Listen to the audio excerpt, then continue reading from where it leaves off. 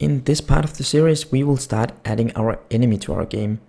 The enemy that we will add will also have some sort of AI, also called artificial intelligence, and the AI that we will make is based on something called a state machine. So you will also learn how to structure a state machine and how to use it. The states that this enemy will have is an idle state, where the enemy will just stand and be on lookout for the player. Sorry. And he will also have a patrol state, where he or she will move back and forth until she sees the player. And then there is 2 attack states. One attack state is a ranged attack state, so when the player is further away from the enemy, she will start throwing knives at him. And another one is a melee state, so when the player comes close to the enemy into melee range, she will start using her sword to kill the player. So if I select the game here, you'll see that right now she's in patrol state, where she moves back and forth up here. And after a while, she will go into a patrol, an idle state, which she's in now, and then she will go back to a patrol state after 5 seconds and keep patrolling. The AI has an eyesight, which means that she will not be able to see me unless she has turned her face towards me. So now her back is turned toward me, and she will not attack me. But the second that she sees me, she will start attacking me. As you can see here, she just threw a knife at me to attack me, and then the player started blinking. The blinking indicates that I'm immortal, which means that I cannot take damage in that state. This is often used in games to make it more fair for the player against more enemies. So whenever I take some damage, there is a few seconds where I will not be able to take damage again, and I've chosen to indicate that by blinking the player. As you can see here, I can also attack her. She takes damage, and then she will turn around to attack me, and now I just died because I didn't have more health left. As you can see, when she was in range, she started throwing the knife at me, and now when I'm blinking, I will not take damage from the next attack, as you saw here, because I was blinking and immortal. Let's try to jump up and again and die. Go so I can respawn, because then you can see that she can actually also throw a melee attack. Let's see here. If I jump up here and get close to her, then she'll start throwing her sword instead, as you can see here, and she can of course also kill me with the sword. The player is of course also able to kill the enemy. As you can see, I can throw a knife at her to do damage, and then I can jump and kill her with the sword. And then she will disappear after a while. I haven't added respawning for her, but we can of course also add that. So now that we know what we need to add to the game, we can start implementing it.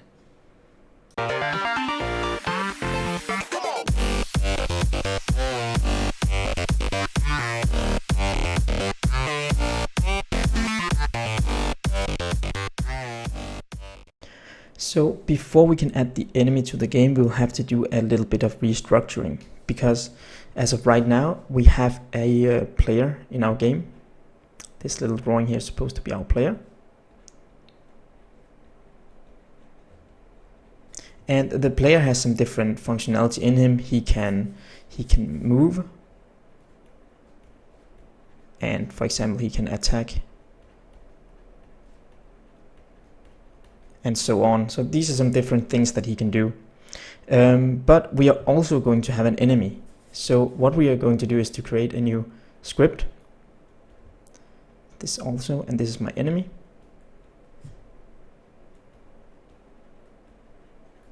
And our enemy also needs to be able to move, attack, and so on. So we'll also have to add some move functionality and some attack functionality to our enemy here.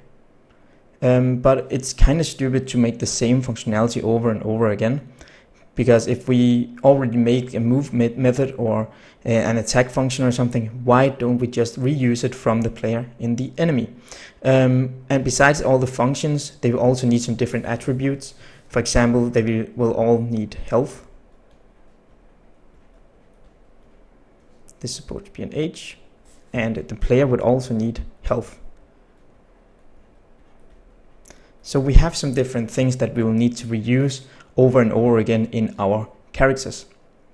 So to fix this, or to avoid rewriting stuff all the time, we can actually make something called a superclass and let the player and the enemy inherit from the superclass, so they get all the shared functionality from the superclass and then write their own functionality whenever they need it. So if we go up here, we will have to make a new class called character.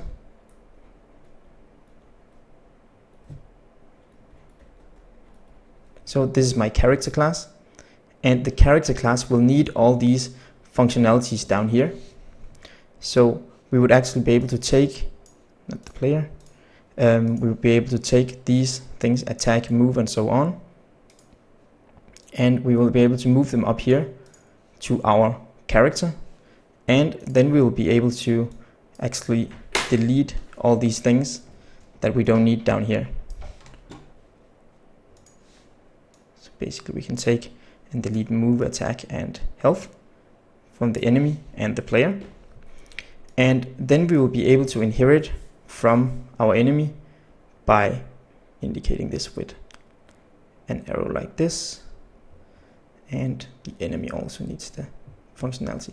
So now the enemy and the player are inheriting from our player character, not our character script, I mean, and this will allow them to have a move function, an attack function, and health, and so on, whatever we put up here. I'm not going to write everything up here, but that's the structure we're going to make. And then maybe our enemy can't jump, for example, so we will have to go to the player and make a jump function. And the enemy, for example, needs a target to attack, so we'll have to go to the enemy and make something called a target. Because the player doesn't need a target, but our enemy is going to be some sort of AI, so our enemy will need to have a target he can attack. So this is the way we are going to structure it right now. So the first thing we're going to do is to start with taking the functionality that is shared from our player and moving it to a character class here, and then inherit from that character class and make sure that everything still works even though we moved the general functionality up in our character class. And then later, when we have these two, when the enemy, when this part here, when this part works, we can start to add our enemy so that he also works and add some more functionality to him. But we'll take a closer look at what we need to do with the enemy when we start working on him. But for now, let's take a look at the actual character and our player. Okay, with my awesome drawing in mind, we can start creating our script. So we need to add the character script so that we can move some stuff from the player up in our character script. So let's go to our scripts folder and right click, click create, and select our C# script. And this script should be named character. So let's just open it up here so that we can actually start moving stuff from our player towards our character script. So if we look inside the player, there's some different things we'll have to move up in the character script. First of all, we will have to take the animator here, because our enemy and our player will need an animator so that we can switch between the different animations. So let's just cut my animator and go to our character and paste it in here. Sorry, I forgot to zoom in. I'll do it from now on. And let's see, if we go to our knife position here, as we can see in our player, we will also have to move that because the player or the enemy will also need to throw a knife. So let's cut that one and paste it inside our character. And what else? Movement speed. Well, we would like everything to move, so let's also cut that one and paste it up here. And what else do we have? Facing right. Yeah, our enemy will also have to turn around, so let's make sure that he can do that as well. Or let's make sure that both our player and our enemy can do that. Ground points. Well, the ground points are used for jumping and our enemy will not be able to jump, so let's leave those. Ground radius, same goes for that. What is ground? Same. Air control, also jump, we don't need that. And the jump force is also something to do with jump, so let's leave it here. Our knife prefab is used when we throw a knife, and as I said before, our enemy will also be able to throw a knife, so we just take that and cut it and paste it in our character. And let's have a look. Our my rigid body here is also used for both our enemy and our player, I think. Let me just check. Rigid? Nope. So the rigid body is only going to be used by our player, since the enemy will be using the update function to move back and forth, so we will not be using the rigid body. So leave it here. Both our enemy and our player will be able to attack. So cut attack and put it up in our character. And what else do we have? We have a slide, a jump on ground, and the start position is only for our enemy, our player, sorry, because our player can respawn at the same point. Maybe if we add some more enemies later, they will be fixed at some other positions or spawn random in our world. So let's leave the start position in our player for now.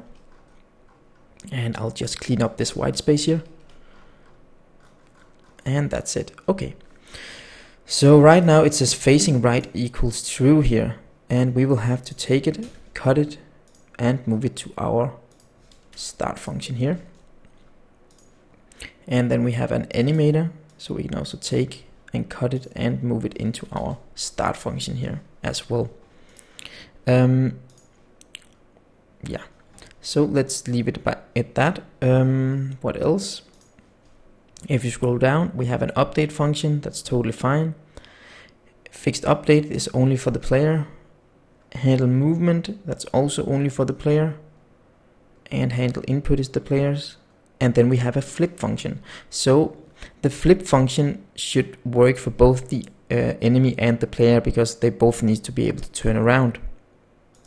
So let's make it a little more general so that our player can also use this functionality and our enemy can use it as well. So the if statement here is basically only for our player, because our enemy will not need to check what direction it's turning, because it will only turn when it needs to. But our player will be able to turn all the time.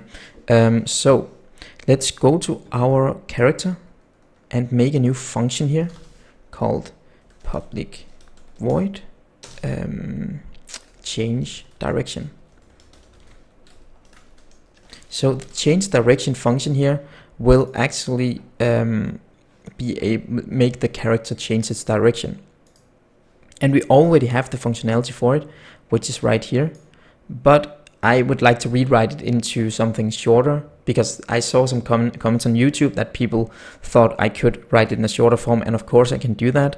The reason I did this was that it was easier for people to read, but let's try to redo it. So let's delete what's inside the flip, go back to the character, and inside change direction we will say facing right equals the opposite of facing right. Not cube map, but facing right. And then we are going to say transform.local scale equals new vector 3. Transform.local scale x multiplied by -1 and then 1, 1. So this basically does exactly the same as the functionality we had inside our flip function before. But right now you can see there's a lot of squeaky red lines here, because it doesn't know what facing right is, it doesn't know what my animator is, and so on. So to be able to go in here in my player and say change direction, as you can see it doesn't exist right now, we will have to inherit from our character script. And when we inherit for something, everything that's public and protected will be given to the script that inherits. So inheritance is what's written right here. Player inherit from mono behavior. And our character already inherit from mono behavior. So all the functionality inside mono behavior will also be given to our player. So to make sure that the player can access all the functionality from our character, well, then we will have to inherit from the character. So instead of mono behavior, we write character. So now our player is also a character, and it's very important that you use inheritance to give functionality from one to another. And the relationship is that the player is of type character. It's not if the player needs to have some functionality or needs to get the enemy's position, you would never write enemy here to access the functionality in the enemy. It's not how it works. This will make the player into an enemy, and this will make the player into a character. Because I see sometimes my students misunderstand this and think that, well, I need the enemy's position, so I just inherit from the enemy. But that's not the point, because inheritance makes it into the type. So let's say we have a Zoo Tycoon game or something, right? And in that Zoo Tycoon game, you have a tiger and you have an elephant. The tiger and the elephant are both animals. So you have a superclass called animal that decides how many legs the animals have, how many teeth they have, if they can eat and they can sleep and so on. So to make both the tiger and elephant able to sleep, they will inherit from animal to get all that functionality. So you would not make the tiger inherit from elephant if the tiger needs to find the elephant and kill it, but you would make them both inherit from an animal to make them into an animal.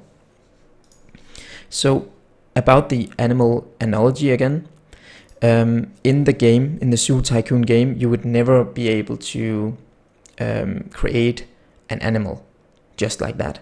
You will create an elephant or a tiger or a lion or something. So to prevent the game for creating an animal just like that, or for instantiating an animal, you could make the class abstract. Because you don't know how many legs an animal has, you don't know how many colors what color an animal has, or if it has more colors, what it eats and so on. So that's the general term, and the specified term is the elephant and the tiger. And the same goes for our character here. Sorry if I got sidetracked, but I just needed to explain this. So the general term here is our character, but we don't know what a character is, but we know what an enemy is and a player is. So to make sure that we can't just add a character to our game, we will have to make it abstract. So we write public abstract class here in front of our character. And this will prevent the character script from being added to a game object. I can show you that in a few minutes when we have fixed the compiler errors. But it will prevent it from being added to the character, to the object. So we will only be able to add the player script to the object. Okay, so let's see. Now you can still see the animator doesn't exist, and what else? The facing right doesn't exist. And that is exactly because the animator is private, and private things can only be accessed from within the character class. So to make sure that we can access something in the classes that inherit from the character, we can make it protected. And protected are only accessible from within the class itself and everything else that inherits from it. The same goes from facing right here. You can see it complains about facing right. So we have to go to the character, take facing right, and make it protected. So if you made it public, it will also be able to access it from the player, but we will not want to make it public so that the enemy can access the player's facing right or health and so on. So to hide it from everything else than characters, well, then we make it protected. So right now when it's protected, let's try to rebuild and see. Now it's complaining about the knife position. So same goes for the knife position, right? If we find it somewhere there, make it protected. So let's see if it updates. There we go. Then we have the knife prefab, which we need to instantiate in the throw knife function. But the throw knife function is something that our player and our enemy needs. So we can actually take this function and move it up a notch so that it goes into the character script. But we will need to keep one more thing in mind here, because the throw knife function checks if we are on the ground or if we are in the air, and the enemy can only be on the ground, which means that it doesn't have this on ground variable here to check. So it wouldn't make any sense to move this up in the superclass, which is the character, because then the enemy will suddenly have on ground check, which it doesn't need at all, and it would be a waste of code and waste of time to check something that will never happen. So we will have to take the two if statements instead and basically cut them, and then we will go back to the character and we will make a new function called public void throw knife. And the reason that we make it public is because the animation needs to access it, and we call int value, and let's paste it here. And then we paste the functionality we just copied from below up to our throw knife function up here. Okay, so one more thing that we need to make sure is that the player has its own implementation of this. As you can see here, if I mouse over, it says like, well, the player throw knife, which is this function here, hides inherited members, the character throw knife. And that's because I have a throw knife function in my player, and I have a throw knife function in my character. And that doesn't make sense to have unless you override it, because the player needs to extend the functionality in the normal throw knife. So when throw knife is called, the player needs to check if he's on the ground, but the enemy doesn't need to check if he's on the ground, so he can just use this function right here. But the player will need to override the throw knife function here and use his own throw knife function. So to make something overridable in C#, we will have to mark it as virtual. So public virtual on the character's throw knife. And then we have to go down here, and it still complains. And that's because we haven't indicated that we're overriding it. So public override throw knife. So now we are overriding the throw knife function, which means that when the player's throw knife function is called now, it will throw this function here. So I'm going to wait with putting in the rest because I want to show you how it works. So let's just save this for now. And then it says the character movement speed is inaccessible due to its protection level. Let's go up to the character. It has a move speed here. It's private, so we will have to write protected. This is the protection level, and it's protected. So let's save this. So when we have saved, we can try to go into our game to play it, and you'll see that we will get an exception, because if you run this game right now, let's try to rerun it. I had it in the background running. You'll see that we get this exception, null reference exception, in the player handle movement on line 95. Let's try again, it will reset it. As you can see, we get this first exception here and the second exception. So line 95 in our handle movement. So let's have a look at what's in there. So player, and let's just find line 95 right here. So that's the animator, and it doesn't set the animator. And the reason that it doesn't set the animator is because we have a start function here, which is called, which sets the rigid body and the start position.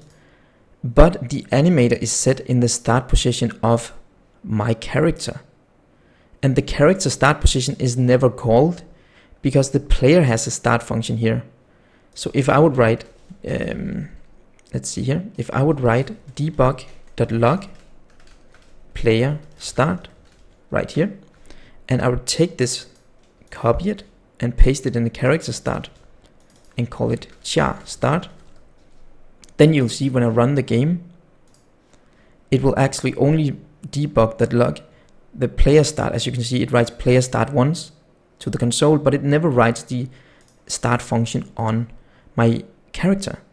And that's because that the player's start function overrides this start function here, so it never called. And to, as you saw just before, we will have to mark something virtual to make it overridable and call it. So let's write public, if I could spell, public virtual void start. There we go. And then go down to our player and write public override void start. And then now it still will not be called if you run it now.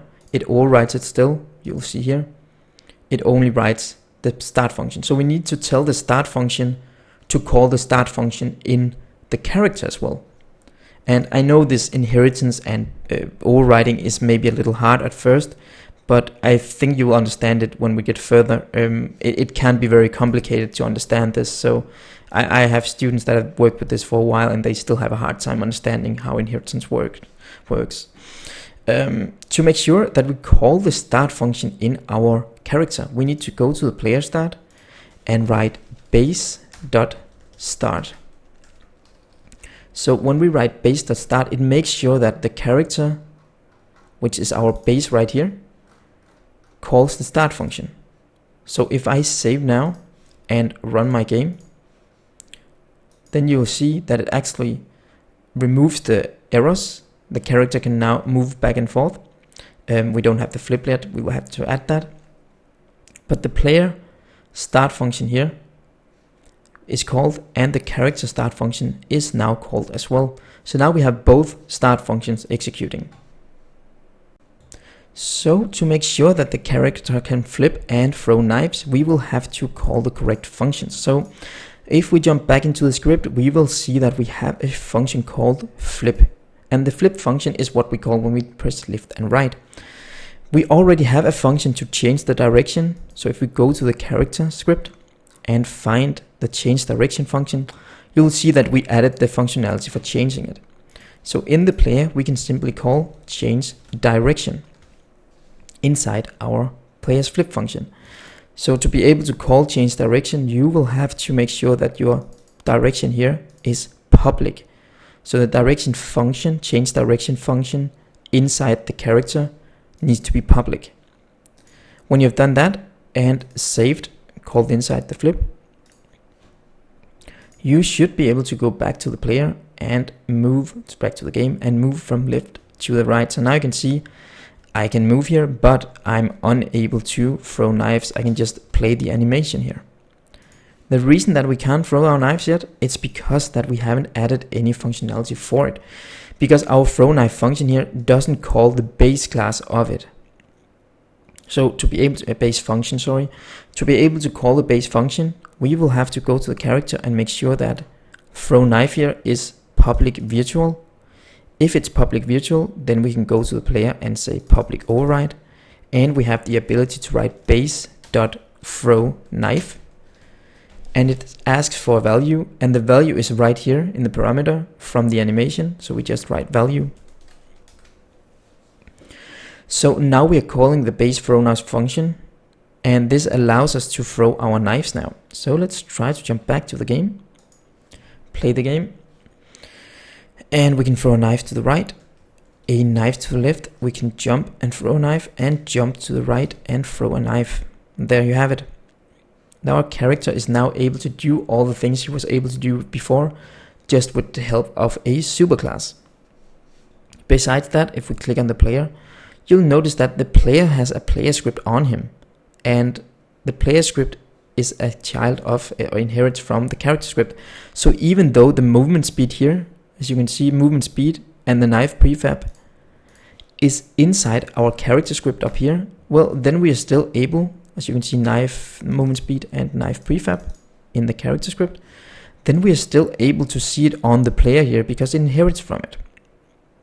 And another thing with that thing about inheritance, as you can see here, the character script is not attachable to any game object. If I take it and put it on the player, I will get a warning that tells me that the script class can't be abstract when I try to add it. So this prevents you from adding the character script to anything by mistake because it's abstract. I am going to end this video here. In the next video, we will take a closer look at our enemy structure.